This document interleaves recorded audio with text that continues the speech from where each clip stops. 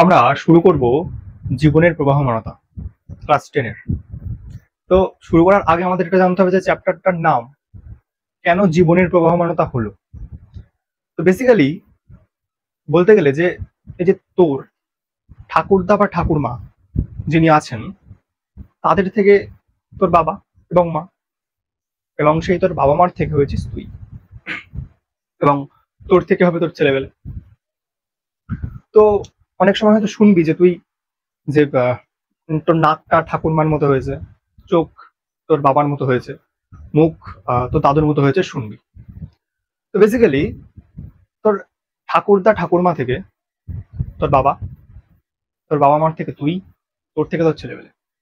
ওকে, তো এমন তো কিছু একটা আছে যে তোর দাদু ঠাকুমার থেকে তোর বাবার দেহে বয়ে নিয়ে এসেছে, ওই জন্য তোর বাবা মাকে দেখতে অনেকটা তোর দাদু ঠাকুমার মতো হয়েছে। হতে পারে, এটা হতে পারে যে তোর বাবা মার মতো অনেকটা তোর দেখতে হয়েছে, বাট 100% সেম কিন্তু বলা যাবে না।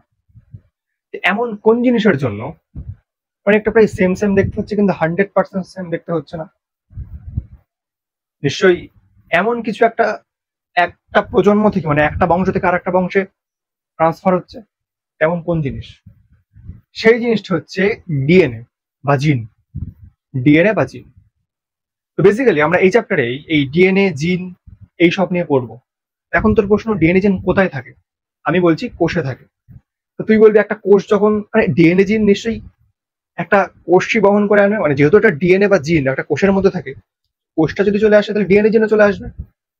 এবার এখন তুই বলবি যখন ডিএনএ বা জিন বাবা মার দেহ থেকে আমার দেহে চলে আসছে, তাহলে বাবা এবং মার দেহে তো ওই জিন বা কোষ, ডিএনএ এ সকল জিনিস কমে যাওয়ার কথা, কিন্তু সেটা কমে না। কেন কমে না?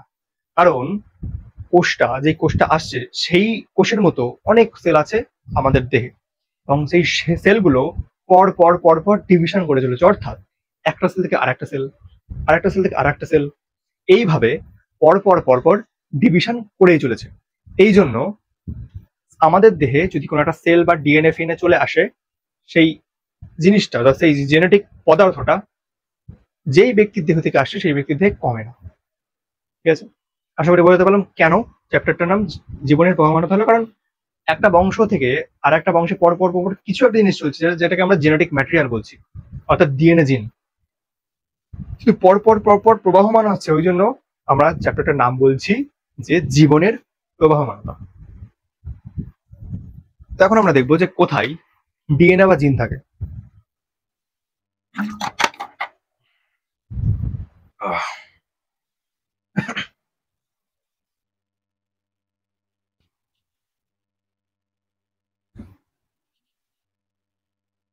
যদি এই যে আমি আমার হাতের এখানে ঘষছি ঘষছি, এর ফলে অনেক সেল আমার হাতে লেগে গেল, এবং এই হাতে থেকেও কিছু সেল আমার এখানে চলে গেল।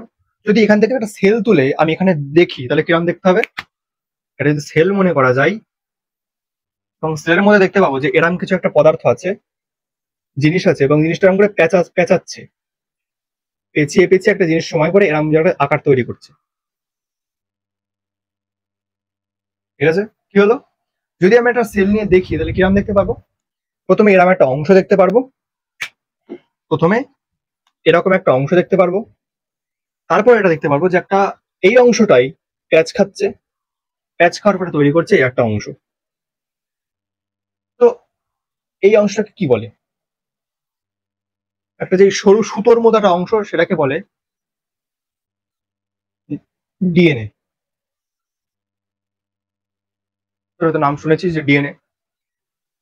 এই যে অংশটা যেটা প্যাচ খাচ্ছে সেটাকে বলে নিউক্লিয় তন্তু।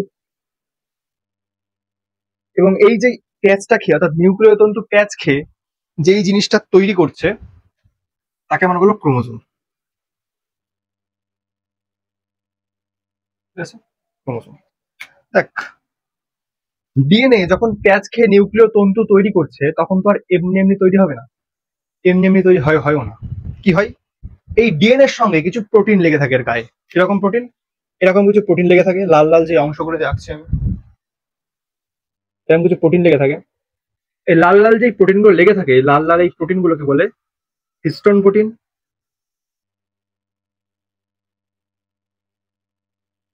এবং এছাড়াও আরো কিছু প্রোটিন থাকে, যেমন এরকম সবুজ রঙের যেগুলো দেখাচ্ছি আমি, একে বলা হয় নন হিস্টোন প্রোটিন।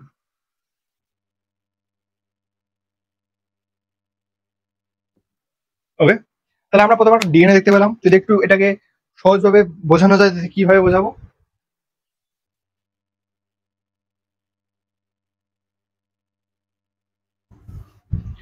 যদি এটাকে একটা ডিএনএ মানা হয়, টোটাল তাকে যদি একটা ডিএনএ মানা হয়, এই সেই ডিএনএ।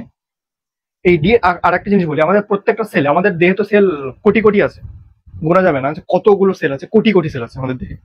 তো প্রত্যেকটা সেলের মধ্যে আমরা বলে রাখা ভালো যে ডিএনএর পরিমাণ, প্রত্যেকটা সেলের মধ্যে ডিএনএর পরিমাণ, প্রত্যেকটা সেলের মধ্যে 2.2 মিটার পার সেল।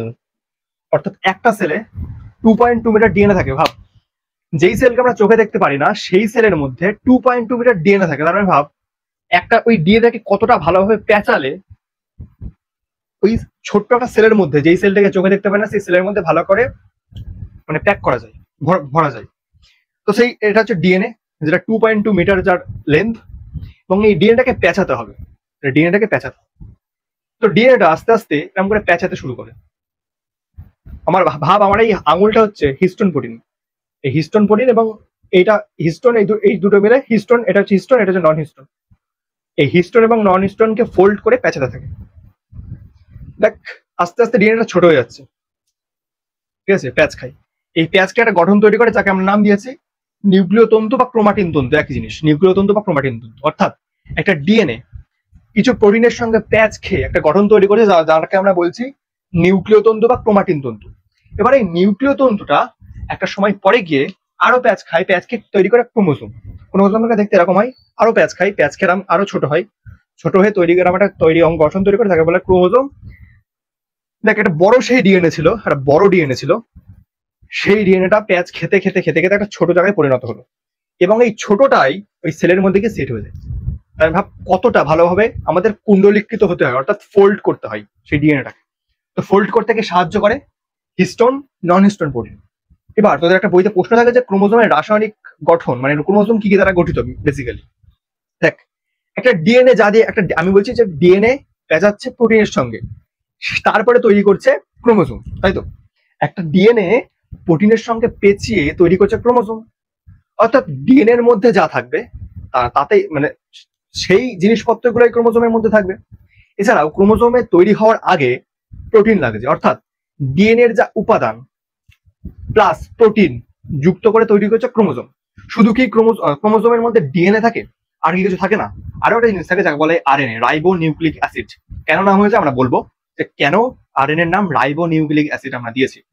এবং দেখতে পেলাম ক্রোমোজোমের মধ্যে তাহলে তিনটে জিনিস থাকে, আরএনএ, ডিএনএ এবং প্রোটিন। ক্লিয়ার? এবার এই যে আমরা বেসিক্যালি এই চ্যাপ্টারে ক্রোমোজোম নিয়ে আলোচনা করব।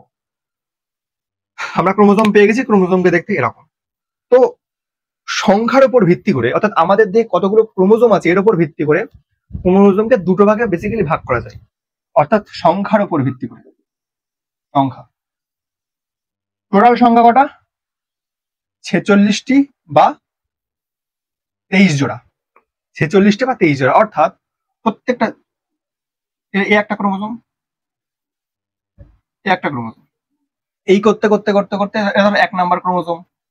অর্থাৎ এক একটা জোড়াকে আমরা এক নাম্বার ক্রোমোজোম হিসাবে চিহ্নিত করি। অর্থাৎ এইটাকে এক নাম্বার ক্রোমোজোম, এটাকে 2 নাম্বার ক্রোমোজোম। এই করতে করতে করতে করতে আমাদের 46 খানা ক্রোমোজোম এরকম করে সেট থাকে, 46 খানা ক্রোমোজোম। ঠিক আছে? তো এই সংখ্যার উপর ভিত্তি করে ক্রোমোজোমকে দুটো ভাগে ভাগ করি। যদি কোনো একটা সেল, মনে করে একটা সেল আছে, যদি এরকম করে 46টা ক্রোমোজোম থাকে, যদি কোনো কোষে এরকম 46 খানা ক্রোমোজোম থাকে, তবে আমরা সেই সেলকে বলবো ডিপ্লয়েড সেল। কি বলবো? Diploid cell. ডিপ্লয়েড সেলের ক্রোমোজোম সংখ্যা 46টা। মানে অল টাইম ডিপ্লয়েড সেলের ক্রোমোজোম এরকম করে পাশাপাশি থাকে। এক নাম্বার ক্রোমোজোম এরকম থাকে, 2 নাম্বার ক্রোমোজোম এরকম থাকে, অর্থাৎ পাশাপাশি বসে থাকে। ক্লিয়ার? আরেকটা ভাবে বলতে পারি যে যখন একটা সেলের মধ্যে 46খানা ক্রোমোজোম ভাগ হয়ে যায়, ভাগ হয়ে একটা সেলের মধ্যে 23খানা ক্রোমোজোম তৈরি করে। কতগুলো? 23টা ক্রোমোজোম তৈরি করে, তাকে আমরা বলবো হ্যাপ্লয়েড। হ্যাপ্লয়েডের সেলের মধ্যে ক্রোমোজোম সংখ্যা 23টা। ক্লিয়ার কিনা?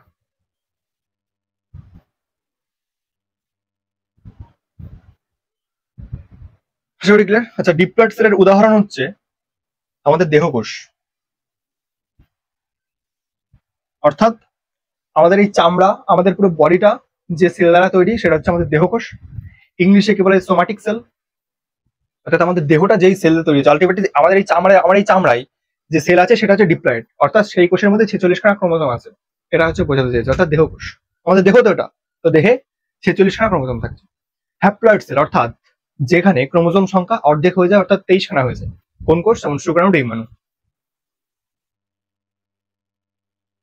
শুক্রাণু, ডিম্বাণু। শুক্রাণু ও ডিম্বাণুকে একত্রে বলা হয় জনন কোষ। কারণ এই শুক্রাণুর মধ্যে তোরা জানিস যে মিলিত হয় এবং জাইগোট গঠিত হয়, ওই জন্য জনন কার্যে সাহায্য করে বলে শুক্রাণু ডিম্বাণুকে আমরা জনন কোষ বলছি। ঠিক আছে, এটা গেল জাস্ট সংখ্যার দিক দিয়ে ভিত্তি করে। ঠিক আছে, সংখ্যার দিক দিয়ে ভিত্তি করে। ঠিক আছে,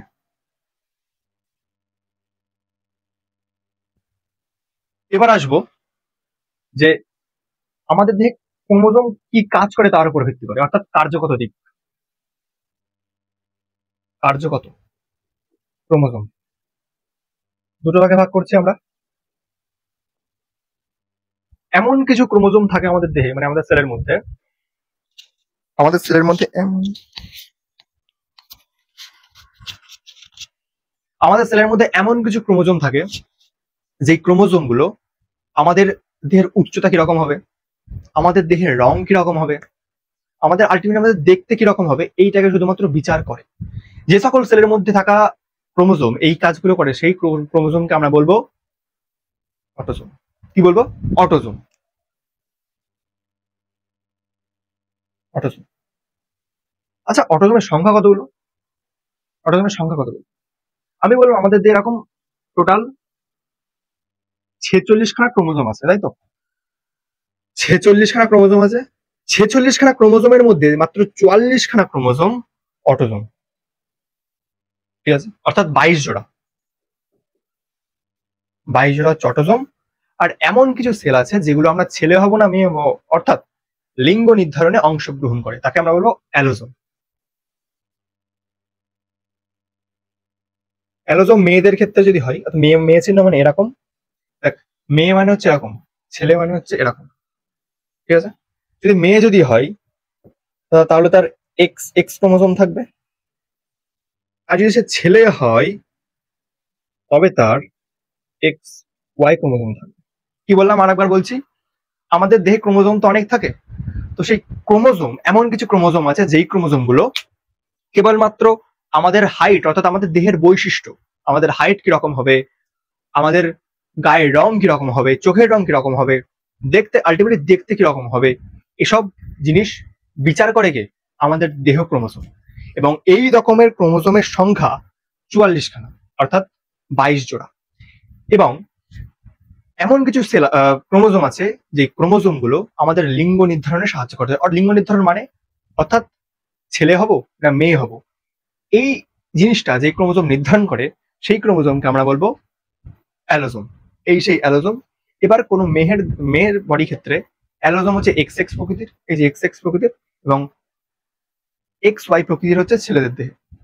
এবার একটা জিনিস তোদের বলবো যে দেখ, এক্স এক্স দুটোই একই জিনিস তো, মানে এক্স আলাদা তো কিছু না, ওই জন্য মেয়েরা হচ্ছে হোমোগ্যামেটিক।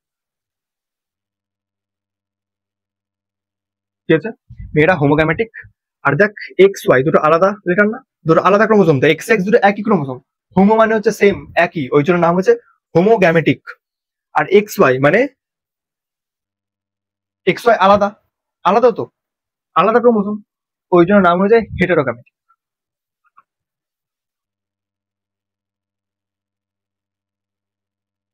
হেটেরো মানে আলাদা, হোমো মানে সেম, ওই জন্য নাম হচ্ছে এক্স এক্স হোমোগ্যামেটিক। এক্স এক্স যেহেতু সেম তাই হোমোগ্যামেটিক, আর এক্স ওয়াই যেহেতু আলাদা তাই হেটেরোগেনেটিক। ক্লিয়ার? দেখ এই বোর্ডটা দেখে নে।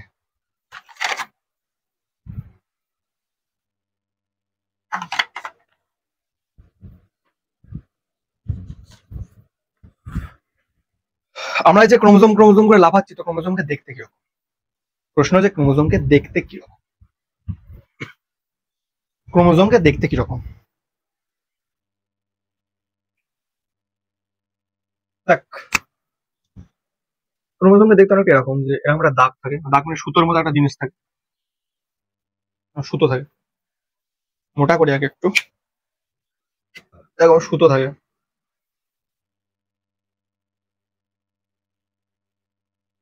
এরকম একটা সুতো থাকে,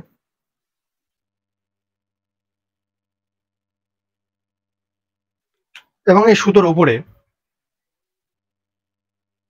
এরকম কিছু পুঁথির মতো অংশ থাকে।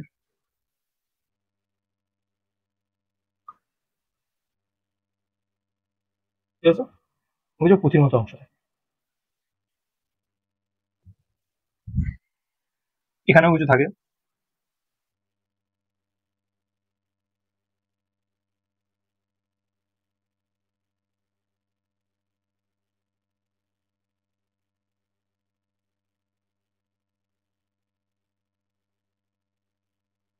ঠিক আছে?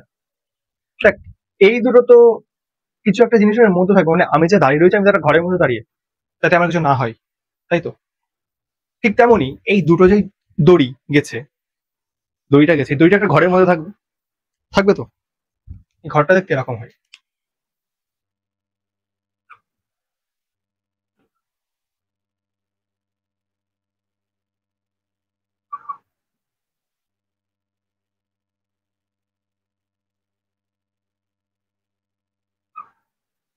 এখানে কিছু একটু ফোলে, এরম করে ফোলে, আবার এটা এরম করে গিয়ে,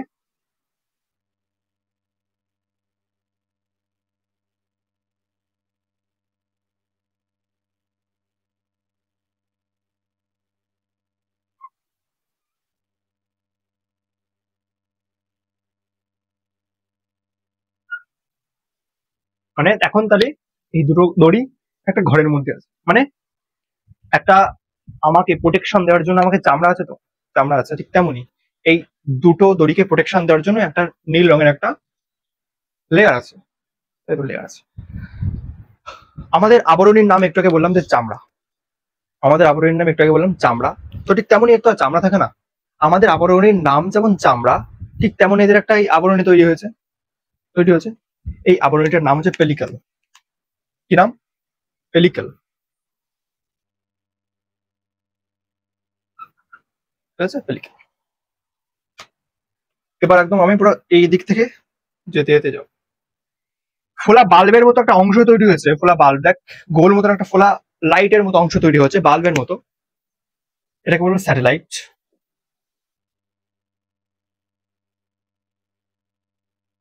এটা একটা ক্রোমোজোম, টোটাল এখন একটা ক্রোমোজোম হয়ে গেছে, যখন এসব পড়ে নিয়েছে তার মানে এক ক্রোমোজোম হয়ে গেছে। ক্রোমোজোমকে দেখতে এরকম, অর্থাৎ এখানে স্যাটেলাইট। দেখ সব ক্রোমোজোমে যে স্যাটেলাইট যুক্ত থাকবে এমন কোনো কথা নয়, যে ক্রোমোজোমে স্যাটেলাইট যুক্ত থাকে তাকে আমরা স্যাট ক্রোমোজোম বলবো। কোন ক্রোমোজোম? স্যাট ক্রোমোজোম, স্যাট ক্রোমোজোম। ঠিক আছে? এবার দেখ আমি যে লাল অংশগুলো এঁকেছি, লাল যে অংশগুলো এঁকেছি এগুলো ক্রোমোমিয়ার। কি বলে? ক্রোমোমিয়ার।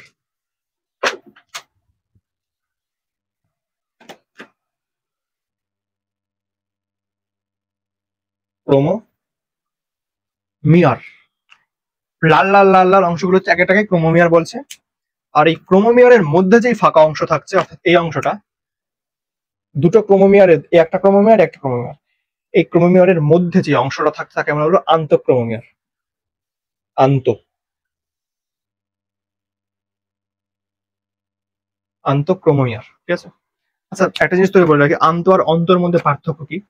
আন্ত মানে হচ্ছে দুটো জিনিসের মধ্যে, অর্থাৎ দেখ এখানে একটা ক্রোমোমিয়ার, এই ক্রোমোমিয়ারের মধ্যে যেই ফাঁকা অংশ তাকে বলছে আন্ত, অর্থাৎ দুটো কিছুর মধ্যে অংশ আন্ত। আর একই একই জিনিসের মধ্যে হলে অন্ত। লক্ষ্য করবি যখন খেলা হয় তখন বলে ইন্টারন্যাশনাল খেলা, বা এটাও শুনবি যে ইন্টারন্যাশনাল ফ্লাইট, অর্থাৎ দুটো দেশের মধ্যে যে ফ্লাইট চলাচল করে তাকে বলে ইন্টারন্যাশনাল ফ্লাইট। আর আমাদের দেশের মধ্যে যে চলাচল করে ফ্লাইট তাকে বলবো ইন্ট্রা ফ্লাইট। ইন্ট্রা অর্থাৎ একটা দেশের মধ্যে বা একটা কোনো জায়গার মধ্যে হলে ইন্ট্রা, আর দুটো কিছু জিনিসের মধ্যে হলে ইন্টার। ক্লিয়ার? এই কালো রঙের যেই সুতোগুলো গেছে, কালো রঙের যে সুতোগুলো গেছে, এই সুতোকে এক একটাকে বলা হয় ক্রোমাটিড। ক্রোমাটিড, এক একটা সুতোকে বলে ক্রোমাটিড। ক্লিয়ার?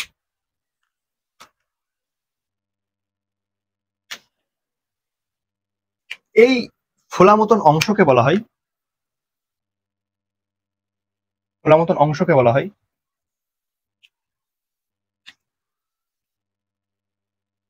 মুখ্য খাজ।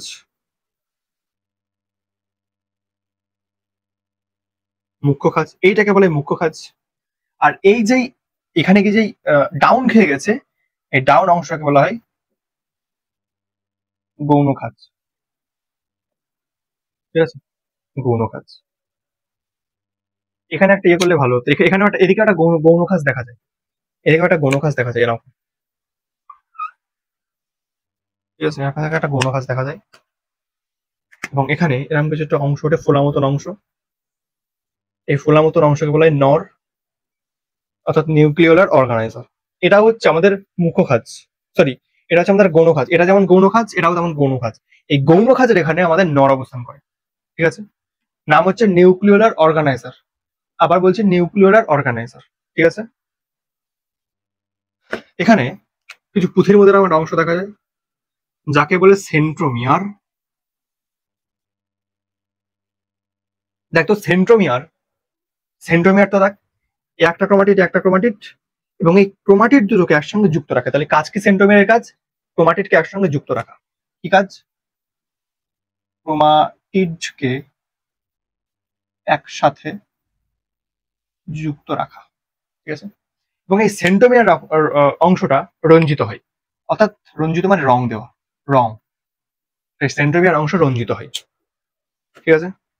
এবং এই সেন্ট্রোমিয়ার এখানে একটা এরকম কিছু অংশ দেখা যায়, এরকম একটা অংশ থাকে যাকে আমরা বলবো ডিএনএ। এই ডিএনএটা ইনঅ্যাক্টিভ থাকে, অর্থাৎ নিষ্ক্রিয় থাকে। কেন থাকে আমরা পরে দেখব। এই সেন্ট্রোমিয়ার অংশ, সেন্ট্রোমিয়ার অংশ এখানে ডিএনএ থাকে যেটা ইনঅ্যাক্টিভ ফর্মে থাকে। ক্রোমোজোমের একদম শেষ প্রান্তকে বলা হয় টেলোমিয়ার। ক্রোমোজোমের একদম শেষ প্রান্তকে বলা হয় টেলোমিয়ার। এই টেলোমিয়ারের, অর্থাৎ ক্রোমোজোমের শেষ প্রান্ত হচ্ছে টেলোমিয়ার। এর কাজ কি দেখ, কোনো একটা কোষের মধ্যে আমরা জানি ডিএনএ থাকছে বা ক্রোমোজোম থাকছে, এই কোষের মৃত্যু ঘটাতে মানে সাহায্য করে, সেল ডেথ, সেল ডেথ। আর একটা ক্রোমোজোম তো এরকম করে অনেক ক্রোমোজোম থাকে, অর্থাৎ একটা ক্রোমোজোম আর একটা ক্রোমোজোম যেন লেগে না যায় সেই সেপারেশনটা বজায় রাখতে সাহায্য করে টেলোমিয়ার। অর্থাৎ ক্রোমোজোম জুড়ে যাওয়ার হাত থেকে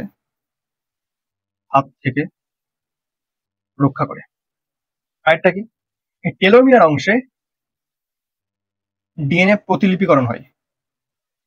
তো আমরা জানবো যে ডিএনএ প্রতিলিপিকরণ জিনিসটা কি, অর্থাৎ একটা ডিএনএ থেকে আরেকটা ডিএনএ তৈরি হয়। টেলোমিয়ার অংশে টোটাল তিনটে জিনিস হয়। কখন সেলকে মৃত্যু ঘটাতে হবে এটা টেলোমিয়ার বলে। ক্রোমোজোমকে জুড়ে যাওয়ার হাত থেকে রক্ষা দেয়, অর্থাৎ একটা ক্রোমোজোম জুড়ে না যায় তার থেকে রক্ষা করে টেলোমিয়ার। এবং ডিএনএ প্রতিলিপিকরণ ঘটাতে সাহায্য করে টেলোমিয়ার। আশা করি আমি ক্লিয়ার করতে পারলাম এতটা। আর একটা জিনিস যেটা বলবো, ক্রোমোজোমের মুখ্য খাজ বা সেন্ট্রোমিয়ার অংশে এরকম কিছু একটা অংশ থাকে যাকে আমরা বলবো কাইনেটোকোর। নেটোকোর, একটু ভালো করে কাইনেটোকোর একটা পড়তে হবে আমাদের। মনে কর এটা একটা ক্রোমোজোম।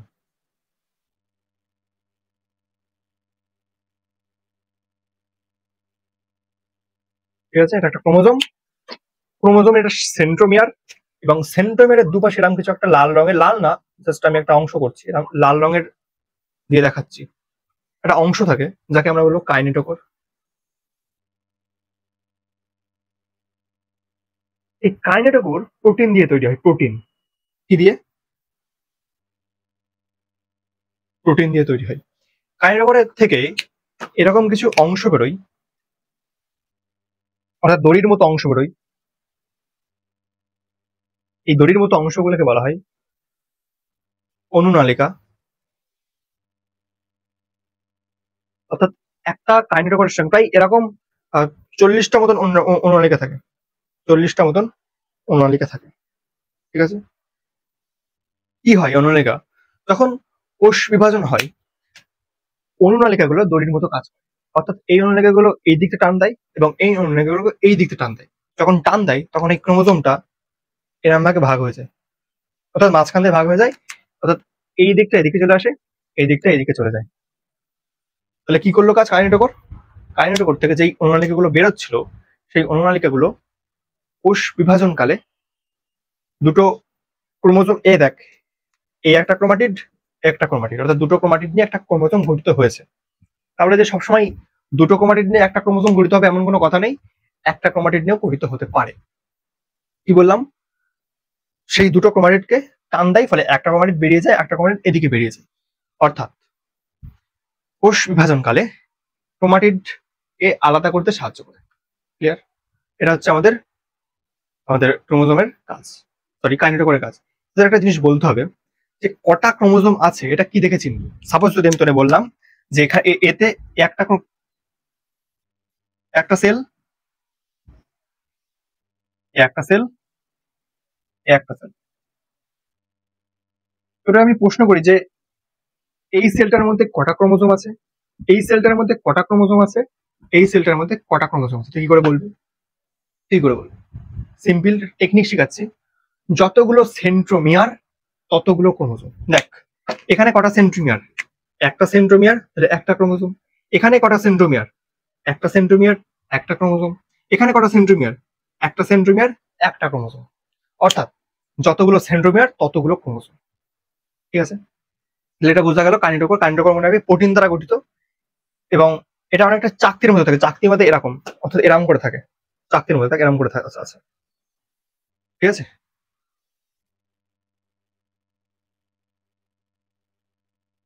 আর একটা জিনিস বলবো, এই যে নর যেটা আছে না, নর,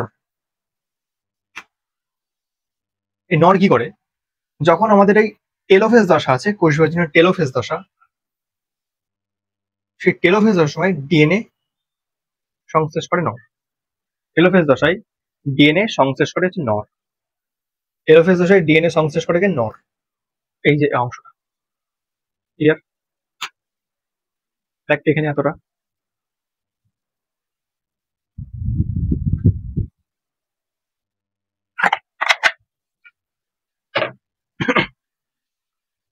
এবার আমি এটা বললাম যে এই যে সেন্ট্রোমিয়ার, সেন্ট্রোমিয়ার, এই সেন্ট্রোমিয়ার যে এখানেই থাকবে এমন তো কোনো কথা নেই। সেন্ট্রোমিয়ারটা এদিকেও চলে যেতে পারে, সেন্ট্রোমিয়ারটা একদম মিডিলে থাকতে পারে, সেন্ট্রোমিয়ার একদম শেষে থাকতে পারে, থাকতেই পারে। এবং এই সেন্ট্রোমিয়ারের অবস্থান দিক থেকে আমরা ক্রোমোজোমকে চারটে ভাগে ভাগ করবো। কি কি ভাগ দেখ,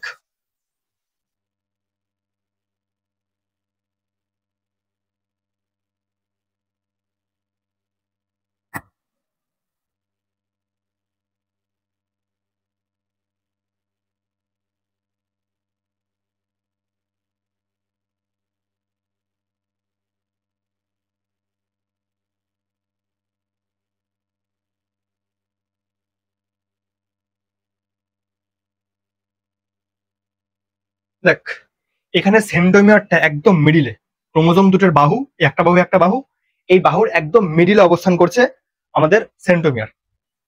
যদি কোনো ক্রোমোজোমের মিডিলে সেন্ট্রোমিয়ার অবস্থান তাকে করে তাকে বলবো মেটাসেন্ট্রিক ক্রোমোজোম। মেটাসেন্ট্রিক।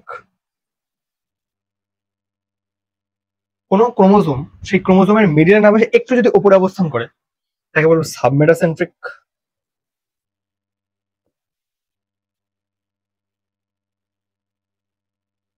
যদি ক্রোমোজোম কোনো কোনো ক্রোমোজোমের একদম একদম শেষে কিন্তু পুরোপুরি শেষে নয়, একদম শেষে কিন্তু পুরোপুরি শেষে নয়, তাকে আমরা বলবো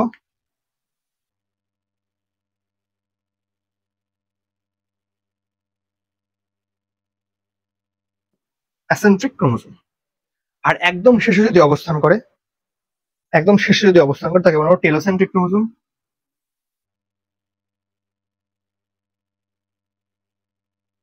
আর যদি কোনো ক্রোমোজোমে সেন্ট্রোমিয়ার নাই থাকে তাহলে আমরা তাকে বলবো অ্যাসেন্ট্রিক ক্রোমোজোম।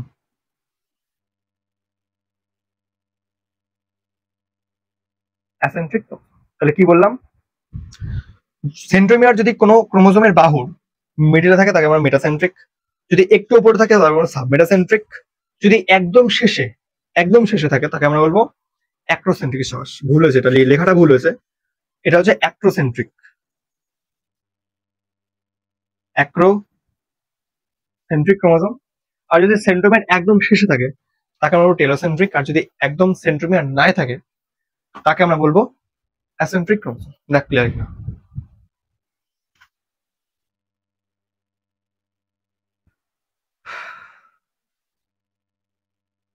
এবার একটা টপিক যেটা নিয়ে খুব লোকে চাপ খাই সেটা আবার আসবো। টপিকটার নাম হচ্ছে ইউক্রোমাটিন হেটেরোক্রোমাটিন।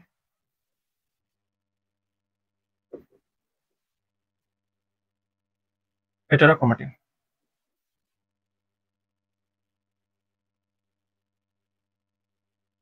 দুটো ছবি দেবো, দুটো ছবি মনে রাখবি।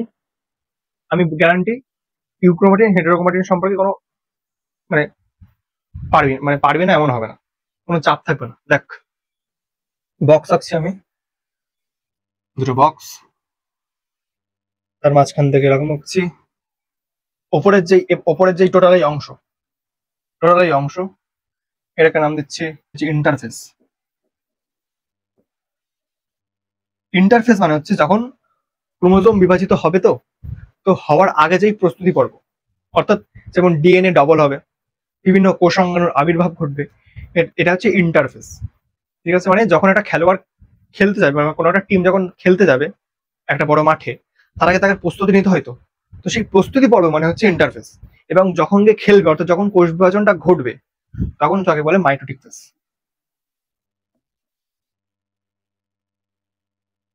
ঠিক আছে, ইন্টারফেস আর মাইটোটিক ফেজ। এবার দেখ ইন্টারফেজের সময়, যখন ইন্টারফেস চলে তখন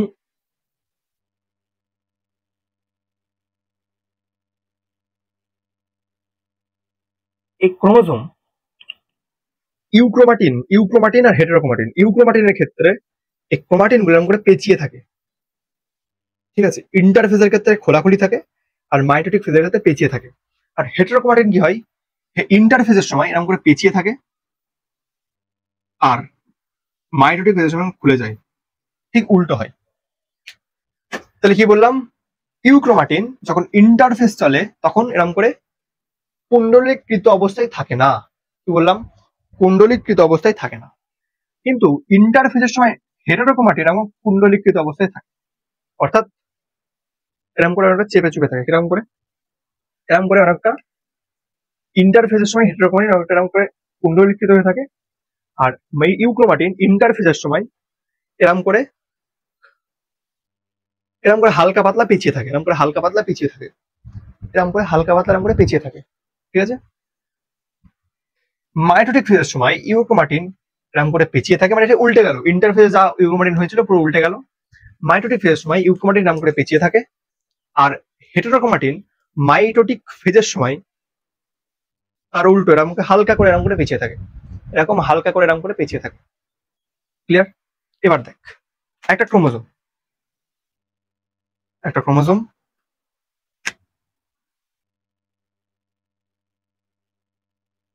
একটা ক্রোমোজোম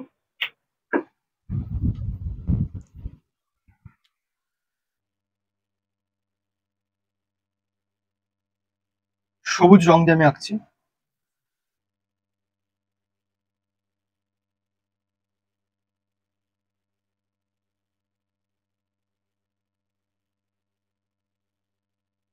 সবুজ রং দিয়ে যেটা আঁকলাম সেটা হচ্ছে ইউক্রোমাটিন,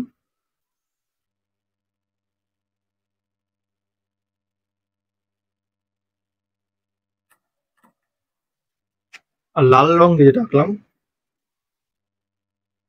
সেটা হচ্ছে হেটেরোক্রোমাটিন।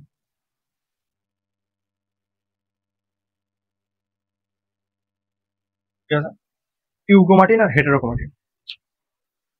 দেখ একদম সহজ জিনিস, ইউক্রোমাটিন হেটেরোক্রোমাটিন। একটা ক্রোমোজোমের মধ্যে ইউক্রোমাটিন কতটা থাকছে বল, ইউক্রোমাটিন বেশি থাকছে না হেটেরোক্রোমাটিন বেশি থাকছে, কোনটা বেশি থাকছে বল? একটা ক্রোমোজোম তো আছে, এর মধ্যে ইউক্রোমাটিন বেশি না হেটেরোক্রোমাটিন বেশি? দুটো বাহু মিলিয়ে কিন্তু তোরা বলবি অবশ্যই ইউক্রোমাটিন বেশি এবং হেটেরোক্রোমাটিন কম। প্রায় ইউক্রোমাটিন 70% থাকে আর হেটেরোক্রোমাটিন প্রায় 30% মতো থাকে। দেখ, যেটা বেশি থাকবে তার মধ্যে বেশি জিনিসপত্র থাকবে, তাই তো?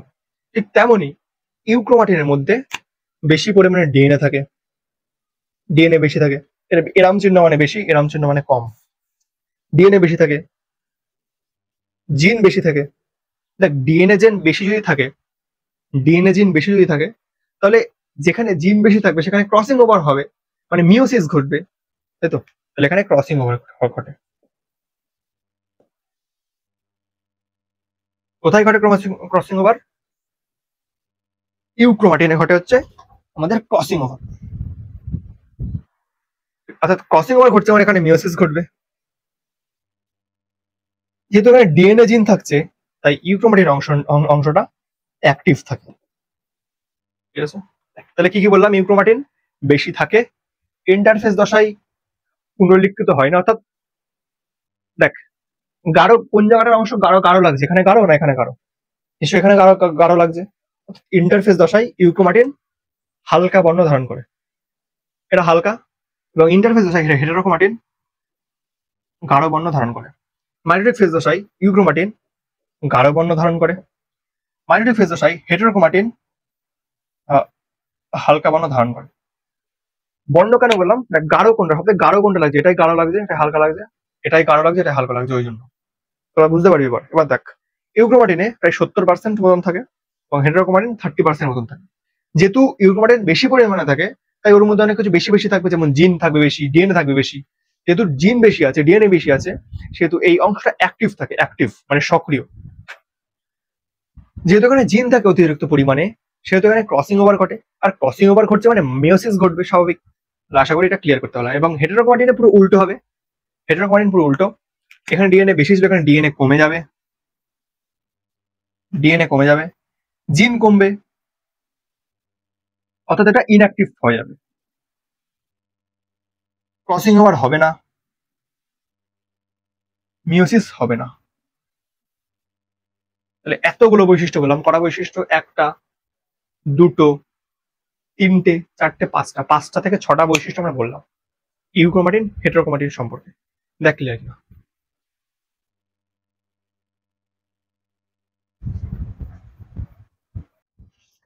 এবার আমরা ডিএনএ পড়বো, মানে ডিএনএ কি কি দ্বারা গঠিত সেটা দেখবো, এবং আলটিমেটলি আমাদের মূল উদ্দেশ্য হচ্ছে ক্রোমোজোমের রাসায়নিক গঠনটা স্টাডি করা। তো ক্রোমোজোমের রাসায়নিক গঠন স্টাডি করার জন্য আমাদের জানতে হবে ক্রোমোজোম কি কি দ্বারা গঠিত। দেন তারপরে আমরা বুঝতে পারবো যে আলটিমেটলি ক্রোমোজোম কি কি দ্বারা গঠিত। তো আমি যেই প্রথমে একদম প্রথম যেই ছবিটা এঁকেছিলাম, যেটা সেল এঁকেছিলাম, যে সেলের মধ্যে আমি ডিএনএ দেখিয়েছিলাম, এখন ডিএনএ ছিল, সেই ডিএনএ এরকম করে পাক খাচ্ছিল, পাক খেয়ে খেয়ে একটা আলটিমেটলি আমাদের একটা ক্রোমোজোম এরকম তৈরি করছিল, ঠিক আছে? এরকম করে একটা ক্রোমোজোম আলটিমেট তৈরি করছিল। তো একটা জিনিস আমরা বুঝতে পারলাম যে এটা হচ্ছে ডিএনএ, যেটা প্রথমে দেখিয়েছিলাম। তারপর যেটা পাক খাচ্ছে সেটা হচ্ছে আমাদের নিউক্লিয় তন্তু, এটা আমাদের নিউক্লিয় তন্তু বা ক্রোমাটিন তন্তু যাকে বলে। এবং লাস্ট আমাদের তৈরি করছে ক্রোমোজোম, ঠিক আছে? তো এবার আমরা যদি জানতে পারি যে ডিএনএ কি কি দ্বারা গঠিত, তাহলে আমরা বুঝতে পারবো যে ক্রোমোজোম কি দ্বারা গঠিত। এবং ডিএনএ যা যা দ্বারা গঠিত তাই তাই দ্বারা ক্রোমোজোম গঠিত হবে, কারণ ডিএনএটা পাক খেয়ে তো ক্রোমোজোম তৈরি করছে। ওই জন্য ডিএনএ এর মধ্যে যা যা থাকবে ক্রোমোজোমের মধ্যেও তাই থাকবে।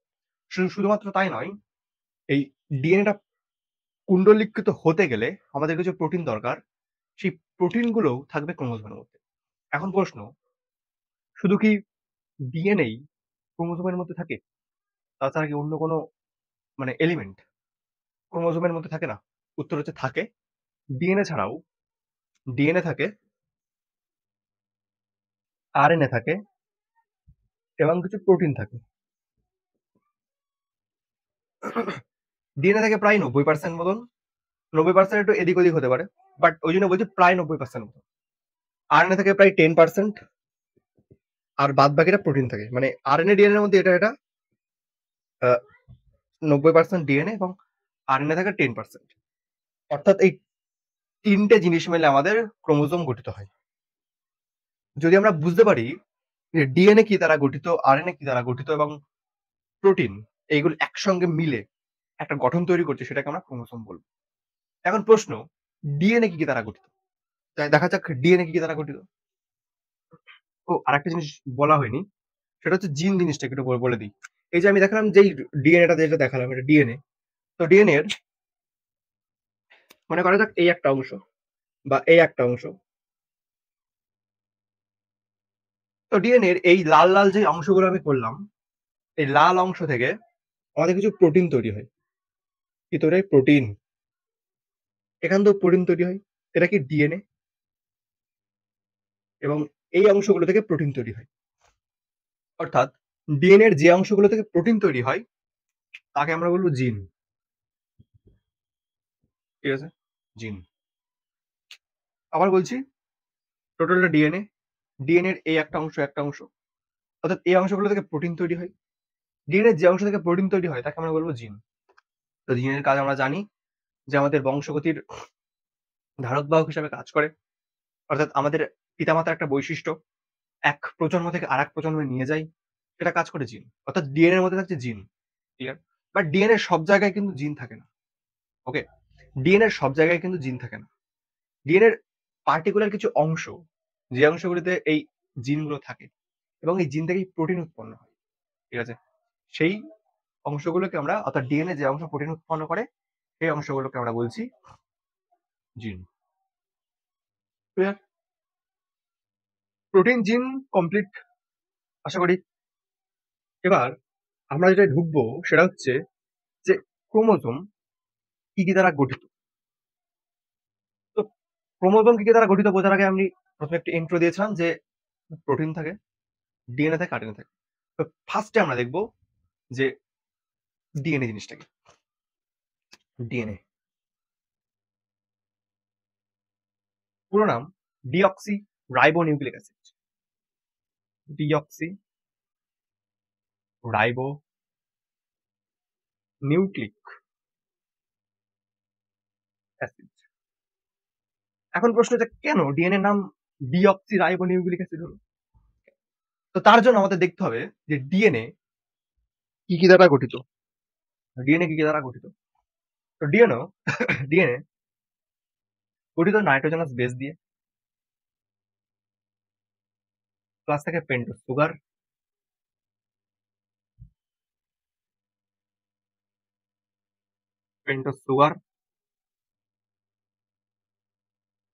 Plus phosphoric acid.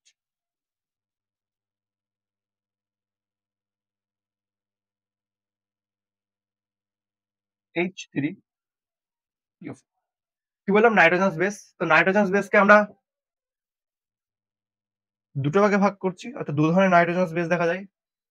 একটা হচ্ছে পিউরিন, একটা হচ্ছে পিরিমিডিন। Purine, pyrimidine. পিউরিনের মধ্যে দু রকমের বেস থাকে আমাদের, অ্যাডেনিন, গুয়ানিন, সাইটোসিন আর থাইমিন। ঠিক আছে, অ্যাডেনিন, গুয়ানিন, সাইটোসিন, থাইমিন। তো ডিএনএ, আর এটা হচ্ছে নাইট্রোজেনাস বেস। তো পেন্টোজ সুগার জিনিসটা কি? এটা 5 কার্বন বিশিষ্ট একটা কম্পাউন্ড। একটু সহজ করে বলি, পেন্টোজ সুগারকে দেখতে কিরকম? পেন্টোজ সুগারকে দেখতে অনেকটা এরকম।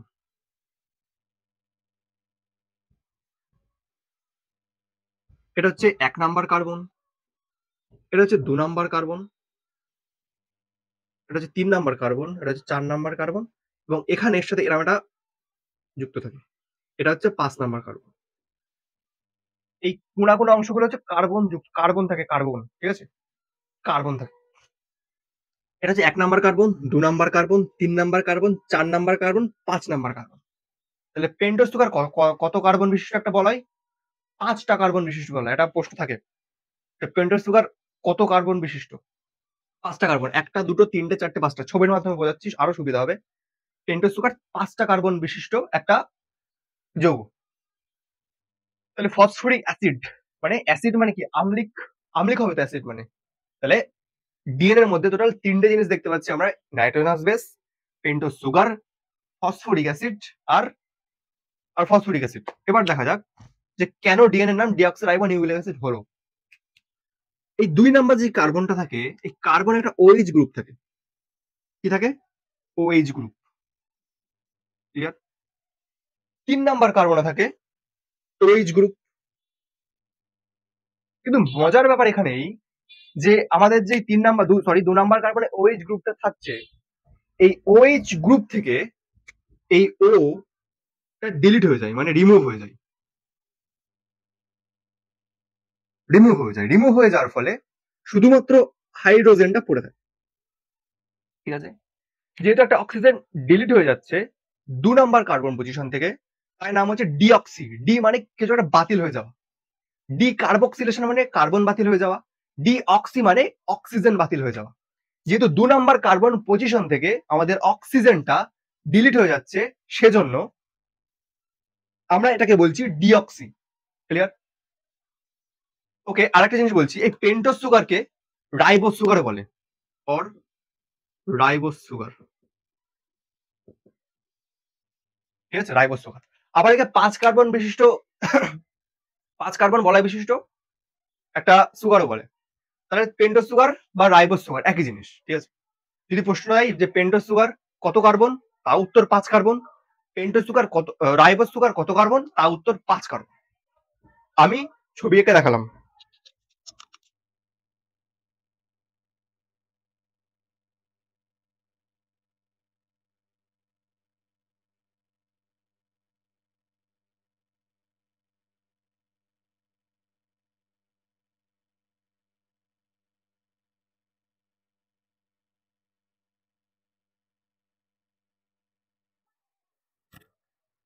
তো এবার তাহলে বললাম যে ডিঅক্সি মানে অক্সিজেন রিমুভ হয়ে যাচ্ছে, ওই জন্য আমি তাহলে দুটো ওয়ার্ড পেয়ে গেলাম কেন ডিএনএ নাম deoxy ribo nucleic acid. Deoxy মানে অক্সিজেন বেরিয়ে যাচ্ছে, রাইবো মানে ribose sugar, nucleic acid. What is nucleic acid বলছি। আচ্ছা, তার আগে একটা বলবো যে এটা দেখতে কিরকম, দেখতে অনেকটা এরকম হয়, অক্সিজেন অক্সিজেন অক্সিজেন অক্সিজেন, এখানে থাকে হাইড্রোজেন। এটা হচ্ছে ফসফরিক অ্যাসিডের স্ট্রাকচার। ঠিক আছে? ফসফরিক অ্যাসিডের এটা হচ্ছে স্ট্রাকচার। ক্লিয়ার? আরেকটা জিনিস বলছি, এটা 3 নাম্বার কার্বন।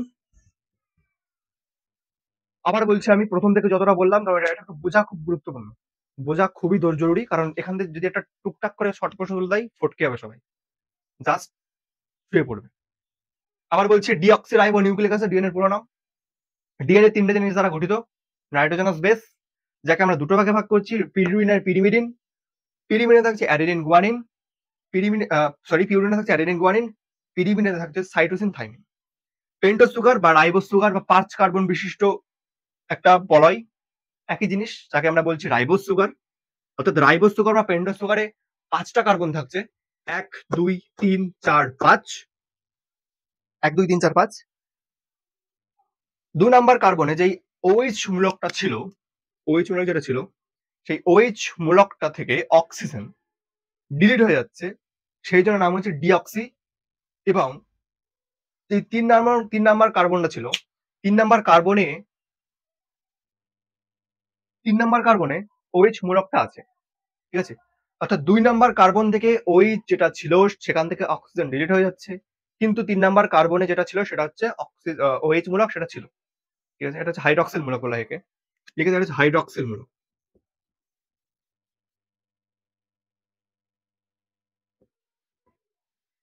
হাইড্রক্সিল মূলক।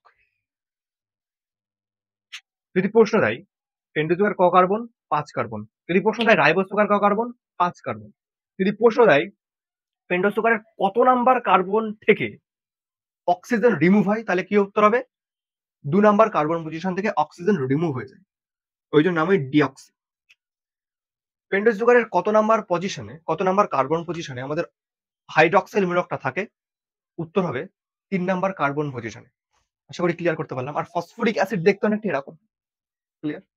ফসফরিক দেখতে অনেকটা এরকম হয়। ডিএনএ এর মধ্যে, সরি ক্রোমোজোমের মধ্যে ডিএনএ থাকে 90%। এখন প্রশ্ন, ডিএনএ আবিষ্কার করে কে? ডিএনএ আবিষ্কার করার একটা কন্ট্রোভার্সিয়াল থিওরি আছে, আমি একদিন অন্যদিন বলবো। বাট আলটিমেটলি আমাদের ডিএনএ দেখতে অনেকটা এরকম হয়। ডিএনএ দুটো তন্ত্র থাকে, একটা তন্ত্র একটা তন্ত্রকে বলা হয় 5 prime to 3 prime 5 prime to 3 prime আর 3 প্রাইম টু 5 প্রাইম। ক্লিয়ার? যদি দেখো, ডিএনএ কিন্তু পরস্পর বিপরীতমুখী। মানে আমি বলতে চাচ্ছি, এই যে এটা আসছে, এটা 5 প্রাইম থেকে শুরু হচ্ছে, শেষ হচ্ছে 3 প্রাইমে। আবার এটা 3 প্রাইম থেকে শুরু হচ্ছে, শেষ হচ্ছে 5 প্রাইমে। বিপরীতমুখী না? 5 3 আর 3 5 বিপরীতমুখী তো। যদি 5 3 হতো তাহলে একই মুখী হতো, কোনো বিপরীত হতো না। যেহেতু 5 3 3 5 হচ্ছে, সেহেতু আমরা বলছি ডিএনএ বিপরীতমুখী। আর ডিএনএ দুটো তন্ত্র থাকে, একটা তন্ত্র, দুটো তন্ত্রেই বিপরীতমুখী থাকে। এখন একটা প্রশ্ন, যে ব্যাপারগুলো জিনিসটা একটু বলি, দেখা যায় যে কিভাবে ব্যাপারটা তৈরি হচ্ছে।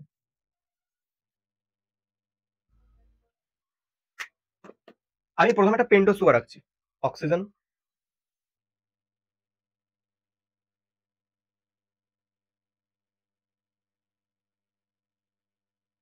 একটা পেন্টো সুগার, আর একটু হচ্ছে এখানে একটা কার্বন, একটা কার্বন, একটা কার্বন, একটা কার্বন, একটা কার্বন। এটা হচ্ছে 1 নাম্বার কার্বন, এটা 2 number carbon, 3 number carbon, 4 number carbon, 5 number. এটা কি?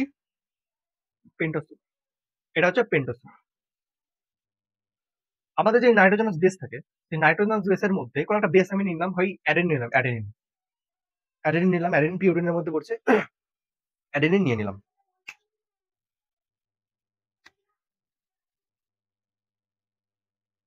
অ্যাডেনিন, এটা কি? Nitrogenous base. ঠিক আছে, এটা হচ্ছে নাইট্রোজেনাস, একটু বড় করে রাখি। এটা হচ্ছে আমাদের নাইট্রোজেনাস বেস। ঠিক আছে, 2 নাম্বার কার্বনে যেটা ছিল, সেখান থেকে এইচ থাকে, কারণ অক্সিজেন বেরিয়ে গেছে অলরেডি। 3 নাম্বার থেকে হচ্ছে OH মূলক। 5 নাম্বার কার্বন পজিশনে থাকে হচ্ছে আমাদের এই ফসফরিক অ্যাসিড। ঠিক আছে, এখানে স্টারিফিকেশন হয়, ওই জন্য পুরোটা সংখ্যা, অর্থাৎ H3PO4 বসে না, কেবলমাত্র PO4 মাইনাস বসে। এখানে কি বসে? PO4 minus. অর্থাৎ ফসফরিক অ্যাসিড যেই পিউরিন বলয়টা ছিল, সেই পিউরিন বলয়ের 5 নাম্বার কার্বনে যেটা আছে, সেই 5 নাম্বার কার্বনের সঙ্গে বন্ড তৈরি করছে।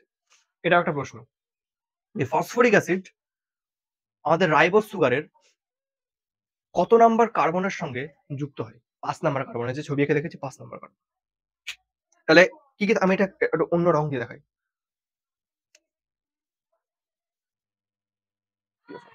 ঠিক আছে, তাহলে 3টে জিনিস দেখতে পেলাম। নীল রং দিয়ে একটা নাইট্রোজেনাস বেস বসছে, যাকে আমরা অ্যাডেনিন বলছি, পেন্টোজ সুগার আর ফসফরিক অ্যাসিড। এই টোটালকে একত্রে বলা হয় নিউক্লিওটাইড। নিউক্লিওটাইড, টাইড লাস্টে ড, নিউক্লিওটাইড। এবার যদি এই PO4টা সরিয়ে দেওয়া হয়, তাহলে হয় নিউক্লিওসাইড। ট, কি বললাম? If PO4 minus is remove, অর্থাৎ যদি PO4টা বাদ চলে যায়, তাহলে পাবো নিউক্লিওসাইড।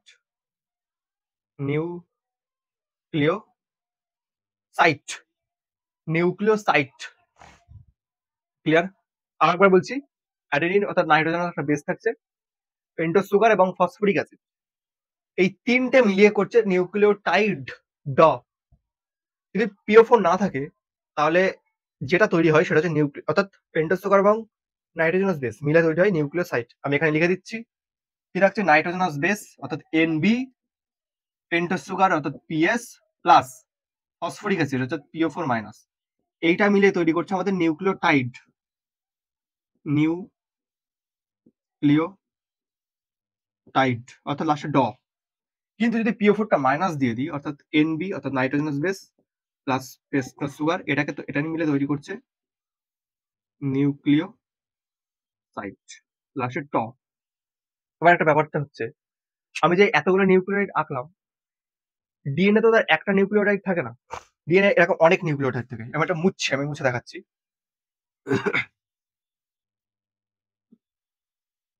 কিরকম করে থাকে এটা দেখাই। এটা একটা বন্ড থাকে,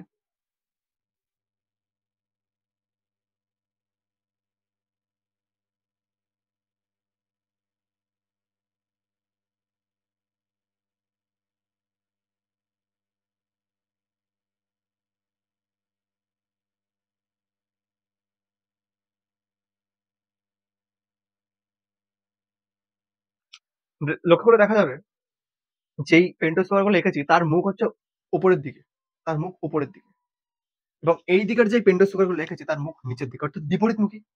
ওই জন্য বলেছিলাম ডিএনএ বিপরীতমুখী। এখানে এক নাম্বার থাকে হচ্ছে একটা নাইট্রোজেন বেস, তো বললাম এ, মনে করলাম এ। এখানে মনে করলাম জি, এখানে মনে করলাম সি। এগুলো কি? এগুলো হচ্ছে আমাদের পিউরিন বেস, ঠিক আছে, পিউরিন বেস। আর অপর দিকে যেগুলো থাকবে, থাকবে T, thymine, C for cytosine, G for guanine. অর্থাৎ যখন এদের মধ্যে বন্ড তৈরি, বন্ডটা কি করে তৈরি দেখাচ্ছি, যে এদের মধ্যে অ্যাডেনিন আর থাইমিনের মধ্যে থাকে ডাবল বন্ড, গুয়ানিন সাইটোসিনের মধ্যে থাকে ট্রিপল বন্ড, একটা বন্ড, দুটো বন্ড, তিনটে বন্ড। আবার গুয়ানিন সাইটোসিনের মধ্যে থাকে তিনটা বন্ড। অর্থাৎ অ্যাডেনিন আর থাইমিনের মধ্যে থাকে ডাবল বন্ড। এটা কিন্তু নাইট্রোজেনাস বন্ড, সরি, হাইড্রোজেনের বন্ড আমি বলছি। অ্যাডেনিন থাইমিন হচ্ছে নাইট্রোজেনের বেস, অর্থাৎ অ্যাডেনিন থাইমিন হচ্ছে ডাবল বন্ড, গুয়ানিন আর সাইটোসিনের মধ্যে থাকে হচ্ছে ট্রিপল বন্ড। ক্লিয়ার? এখন একটা প্রশ্ন করি, যে কোনটা বেশি শক্তিশালী? অ্যাডেনিন গুয়ানিনের মধ্যে যে বন্ডটা সেটা শক্তিশালী, না গুয়ানিন সাইটোসিনের মধ্যে যে বন্ডটা সেটা শক্তিশালী? দেখা যাবে যে তিনটে যেহেতু বন্ড থাকছে তার শক্তি বেশি, দুটো বন্ড থাকছে শক্তি কম। তাহলে বুঝলাম যে অ্যাডেনিন থাইমিনের মধ্যে। আচ্ছা একটা জিনিস বলি, অ্যাডেনিন গুয়ানিন সাইটোসিন এগুলো দেখতে পাচ্ছি, অ্যাডেনিন হচ্ছে purine base, guanine purine base, cytosine pyrimidine base, thymine purine base, pyrimidine base, cytosine pyrimidine base, guanine purine base. অর্থাৎ যখন দুটো বন্ড তৈরি হচ্ছে, মানে একটা নাইট্রোজেন বেস আর একটা নাইট্রোজেন বেস যখন বন্ড তৈরি করছে, তখন একটার সঙ্গে একটা, অর্থাৎ একটা পিউরিন একটা পিরিমিডিন বেস বসছে, পিউরিন পিরিমিডিন। এটা যেমন পিউরিন, এটা যেমন পিরিমিডিন, এটা যেমন পিউরিন, এটা যেমন পিরিমিডিন, এটা যেমন পিরিমিডিন, এটা যেমন পিউরিন। ক্লিয়ার? এবার একটা জিনিস, এই 5 নাম্বার কার্বন থাকছে P phosphorus, sorry phosphoric acid, আমি শর্ট সংক্ষেপে করছি। ফসফরিক এখানেও ঠিক সেম থাকছে, ফসফরিক অ্যাসিড, ঠিক আছে, 5 নাম্বার কার্বন। এবার এই 3 নাম্বার কার্বন, এটা 2 নাম্বার, এটা 3 নাম্বার। এই 3 নাম্বারে যে ওএইচটা ছিল তার সঙ্গে বন্ড করে, অর্থাৎ এস্টারিফিকেশন করছে, এরকম ভাবে একটা বন্ড তৈরি করছে ফসফরিক অ্যাসিডের সঙ্গে। ঠিক ঠিক তাহলে আমি এখানেও একটা ফসফরিক অ্যাসিড বসবে,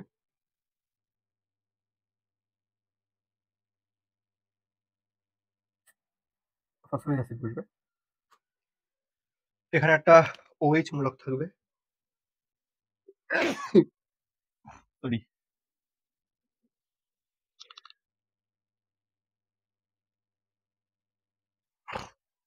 OH মূলক থাকবে। তাহলে আমরা এখানে টোটাল কি কি পেলাম? এটা হচ্ছে একটা ডিএনএ, মানে ডিএনএ আরো যাবে, আমি জাস্ট এগুলো আরো যাবে, অনেক প্রচুর লাখ লাখ থাকে, লাখ লাখ থাকে এরকম, ঠিক আছে। এইটা আরো যাবে, আরো যাবে, আরো, অর্থাৎ আরো এইগুলো বসবে পর। অর্থাৎ এটাকে আমরা কি বলেছিলাম? ফসফরিক অ্যাসিড, পেন্টোজ সুগার আর nitrogen base, phosphoric acid, pentose sugar, nitrogen base. এই এক একটাকে বলেছিলাম নিউক্লিওটাইড, তাই তো? একটা নিউক্লিওটাইড, একটা নিউক্লিওটাইড, একটা টাইড, টাইড, টাইড, অর্থাৎ অনেকগুলো নিউক্লিওটাইড যুক্ত হচ্ছে, যুক্ত হয়ে তৈরি করছে ডিএনএ। যখন অনেকগুলো নিউক্লিওটাইড তখন একসঙ্গে যুক্ত হয়ে তাকে বলে নিউক্লিক অ্যাসিড।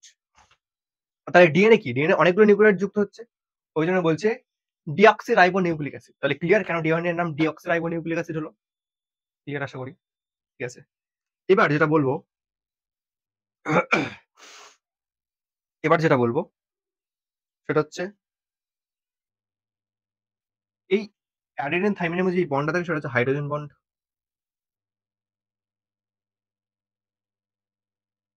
এখানে যেটা থাকছে অর্থাৎ কালো রং দিয়ে দেখায়,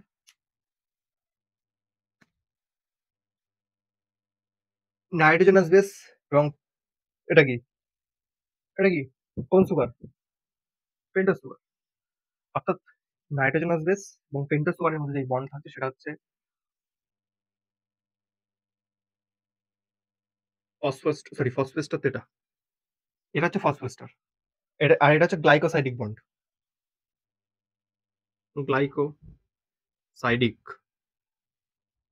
বন্ড, ঠিক আছে, এটা হচ্ছে গ্লাইকোসাইডিক বন্ড। গ্লাইকোসাইডিক বন্ড কার কার মধ্যে থাকছে? পেন্টোজ সুগার, নাইট্রোজেনাস বেস, অর্থাৎ অ্যাডেনিন তো nitrogenous base, glycosidic bond.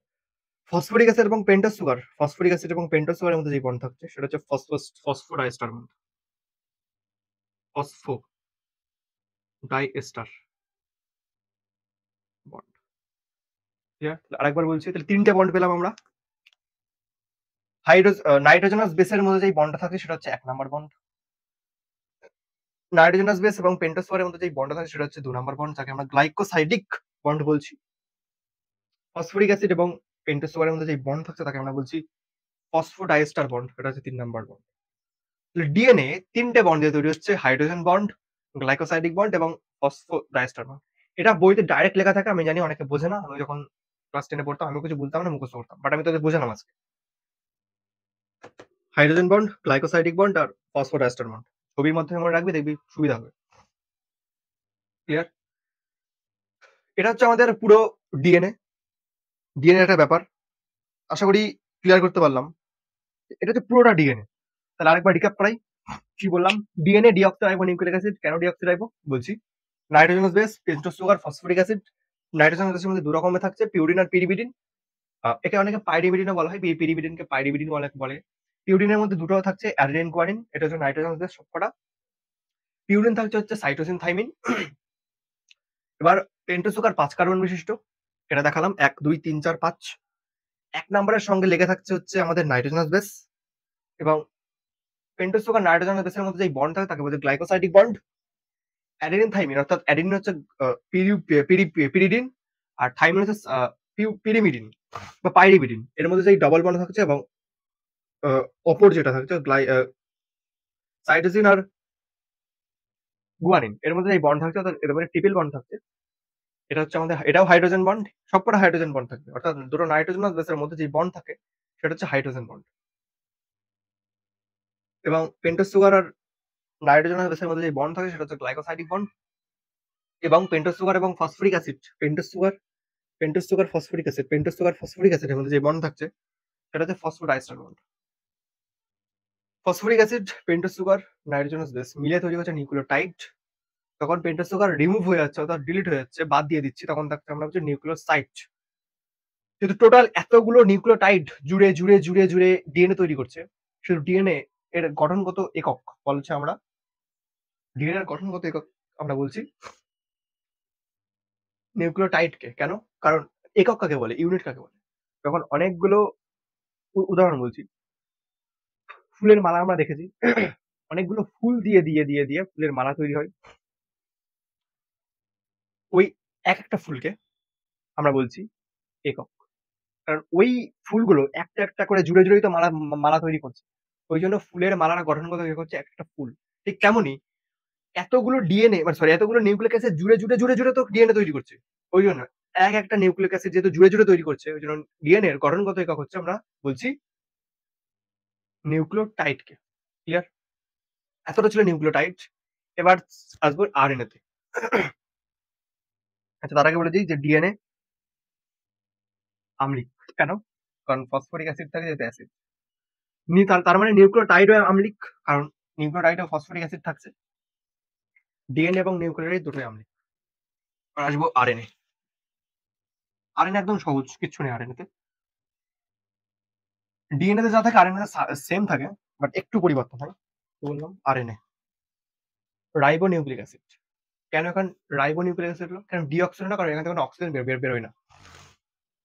Ribo nucleic acid লিখে নে, রাইবো নিউক্লিক অ্যাসিড। বা শোন, রাইবো নিউক্লিক অ্যাসিড কি থাকে? ঠিক পিউরিন থাকে, পিউরিনের দুটো ভাগ থাকে, পিউরিন আর pyrimidine. Adenine, guanine, cytosine, thymine. এটা থাইমিন দেখছিলাম ডিএনএ বেলায়, বাট আরএনএ তে থাকছে ইউরাসিল। ইউরাসিল থাকছে।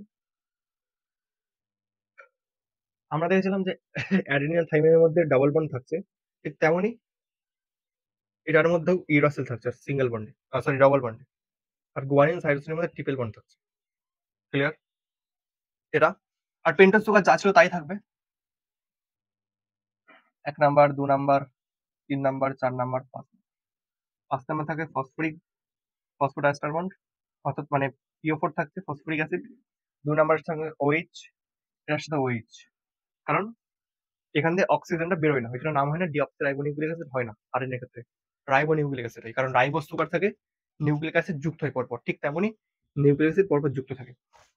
এবং তাকে হচ্ছে ফসফরিক H3PO4, ফসফরিক অ্যাসিড। কি থাকছে? নাইট্রোজেনাস বেস থাকছে, বাট আমরা যেমন ডিএনএ থেকে দেখেছিলাম থাইমিন থাকছে, তার বদলে থাকছে ইউরাসিল, পেন্টোজ সুগার থাকছে, আর H3PO4 থাকছে, অর্থাৎ ফসফরিক অ্যাসিড থাকছে। এটা হচ্ছে আরএনএ। বাট আরএনএ কে 3টা ভাগে ভাগ করে দিচ্ছি আমরা, এমআরএনএ, টিআরএনএ আর আরএনএ।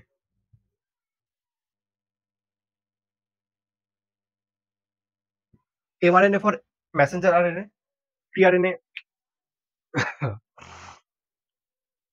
ট্রান্সফার আরএনএ, আর আরএনএ রাইবোজোমাল আরএনএ। কাজ কি লাগবে না, শুধু এইটুকুনি লাগবে। MRNA, tRNA, RNA. আশা করি ক্লিয়ার। আরএনএ শেষ, আর কিছু আরএনএ তে আর কিছু নেই, বিশেষ কিছু নেই। এই আরেকটা জিনিস বলছি, একটু আগে যে ডিএনএটা বললাম, ডিএনএ প্লাস আরএনএ একসঙ্গে মিলিয়ে তৈরি করা হচ্ছে নিউক্লিক অ্যাসিড। নিউক্লিক অ্যাসিড, ঠিক আছে? আরএনএ প্লাস ডিএনএ মিলিয়ে তৈরি করে নিউক্লিক অ্যাসিড। তাহলে আরএনএ প্লাস ডিএনএ কমপ্লিট, এবার হবে প্রোটিন।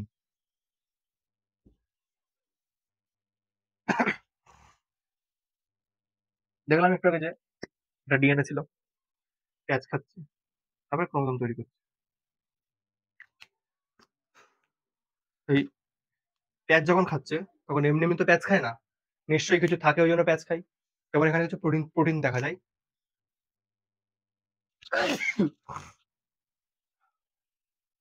এরকম প্রোটিন থাকে কিছু।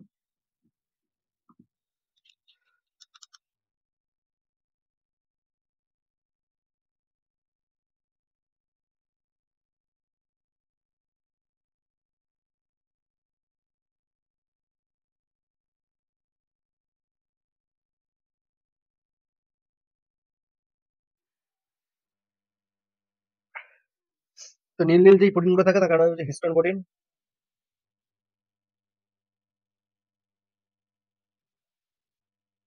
হিস্টোন প্রোটিন প্রায়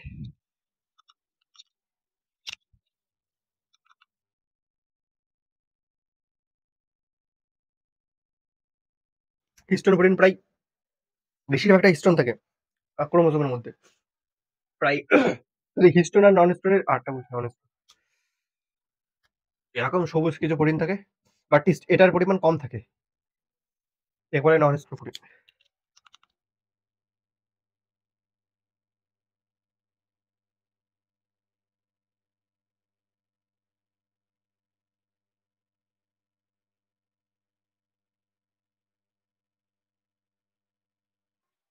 হিস্টোন থাকে, হিস্টোন থাকে প্রায়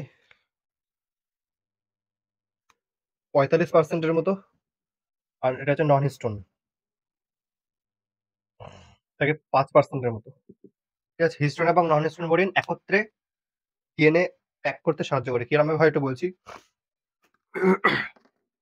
এটা যদি ডিএনএ হয়, এটা ডিএনএ হয়, ডিএনএটা আমরা প্যাক পাক খাই, ঠিক আছে? এরকম কিছু হিস্টোন থাকে এবার এর মধ্যে। H1 থাকে, H2, সরি H1 না, H2A, H2B, H3H4 আর এখানে থাকে H1, এইগুলোকে একসঙ্গে বলছে H2A H2B H3 H4 থেকে একত্রে বলছে কোরিস্টোন।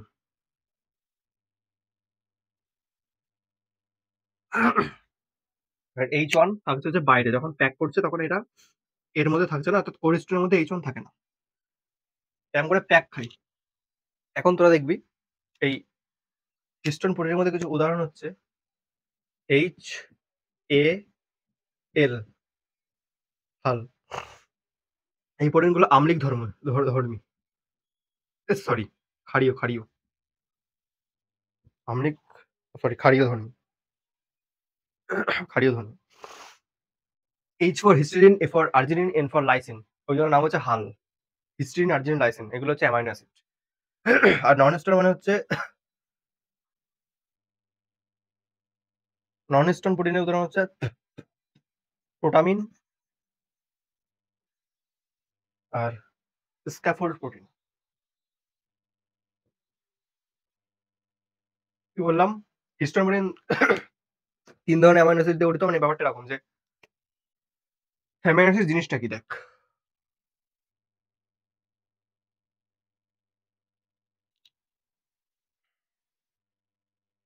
Histidine, arginine, lysine, histidine, lysine, arginine.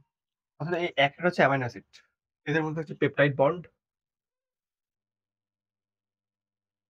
অর্থাৎ এই একটা চেন যখন তৈরি হয়, ধর এটা থেকে তৈরি হয় H1 প্রোটিন, সাপোজ এরকম করে অনেক প্রোটিন তৈরি হয়, যেমন H2A যেটা আঁকলাম এখানে, H2B, H3, H4, অনেক প্রোটিন তৈরি হতে পারে। অর্থাৎ এই হচ্ছে অ্যামাইনো অ্যাসিড, একটা অ্যামাইনো অ্যাসিড, একটা অ্যামাইনো অ্যাসিড, একটা অ্যামাইনো অ্যাসিড। এবং অ্যামাইনো অ্যাসিড গুলো পরপর একটা বন্ডের মাধ্যমে যুক্ত থাকে, এখন পেপটাইড বন্ড বলে লাগবে না। তো এই একটা অ্যামাইনো অ্যাসিড চেন যখন যুক্ত হয়ে একটা প্রোটিন তৈরি করে, সাপোজ H1 প্রোটিন তৈরি করলো, যেহেতু এই অ্যামাইনো অ্যাসিড গুলো ক্ষারীয়, ওই জন্য এই প্রোটিন গুলো ক্ষারীয় হয়। ওই জন্য তোরা বইতে দেখবি লেখা থাকে যে এই histone protein histidine, arginine, lysine amino acid দিয়ে তৈরি। এই সেই অ্যামাইনো অ্যাসিড, অর্থাৎ অ্যামাইনো অ্যাসিড চেন যুক্ত হয়ে তৈরি করছে প্রোটিন। আর ঠিক এটাও ঠিক non histone protein same, histone protein ক্ষারীয় আর নন হিস্টোন হচ্ছে আম্লিক। আশা করি আমি ক্লিয়ার করতে পারলাম। এবার প্যাচ খাই, প্যাচ খেয়ে খেয়ে আমাদের আলটিমেটলি ক্রোমোজোম তৈরি করে। ক্লিয়ার? আর যদি ছোট্ট জিনিস একটা বলবো,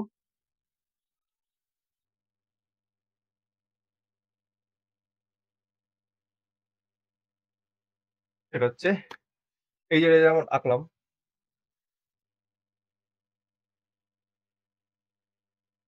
এটাও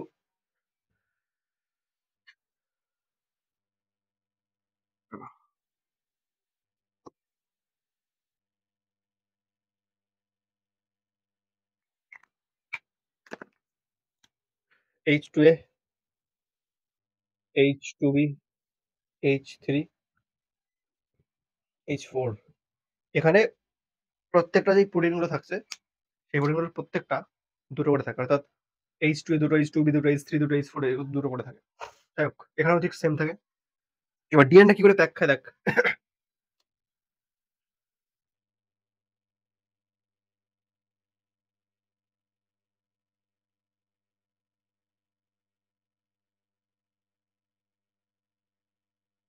আর এখানে থাকে H1 প্রোটিন,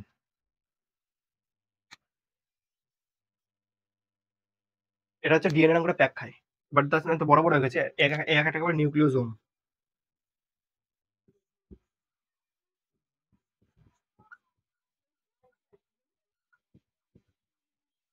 নিউক্লিওজোম দেখ ক্লিয়ার কিনা। এটা তো ডিএনএ পুরোটা লাল লাল, এটা এর মধ্যে জিন থাকছে বললাম, জিন থাকছে, এবং এটা পুরোটা প্যাক খাচ্ছে, প্যাক খেয়ে খেয়ে তৈরি করছে আমাদের ক্রোমোসোম। বাট এত সহজে তৈরি হয় না, এখানে থাকছে কিছু হিস্টোন প্রোটিনও থাকে। এখানে যে হিস্টোন প্রোটিন থাকে, নন হিস্টোন প্রোটিন থাকে, নন হিস্টোন প্রোটিন থাকে। তাহলে হিস্টোন প্রোটিন এবং নন হিস্টোন প্রোটিন মিলিয়ে পুরো ব্যাপারটা তৈরি করছে, তৈরি করে এ ক্রোমোজোম তৈরি করছে। তাহলে কি কি দ্বারা তৈরি হলো দেখলাম। প্রথমত দেখা যায়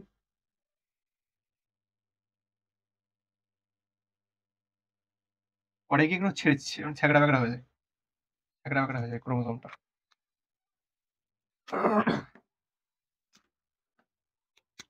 এর মধ্যে জিন থাকছে, ডিএনএ, ক্রোমাটিন তন্তু বা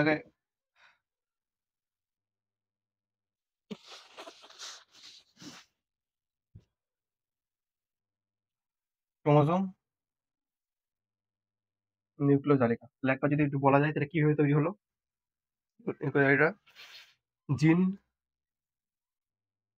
সেখান থেকে ডিএনএ, ডিএনএ, জিন, তারপর ডিএনএ, তারপর ক্রোমাটিন তন্তু, এই হচ্ছে ক্রোমাটিন তন্তু, ক্রোমোজোম।